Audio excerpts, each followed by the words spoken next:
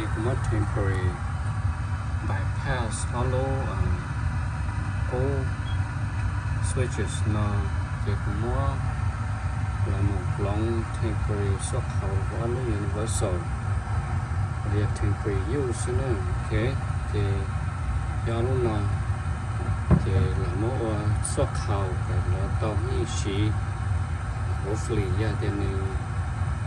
hold của lượng một until họ không tua chỉ bây giờ không chỉ mua là cái ta order special order thì thấy tôi mà tôi lòng này cái ô tô có lượng nhỏ dùng được cũ này thì ông mà của ông luôn của nó do nó universal chỉ xuất khẩu temporary for the moment while waiting for the new parts to arrive. May take a week, so it's cold. So I came back here to temporary period, so they have the heat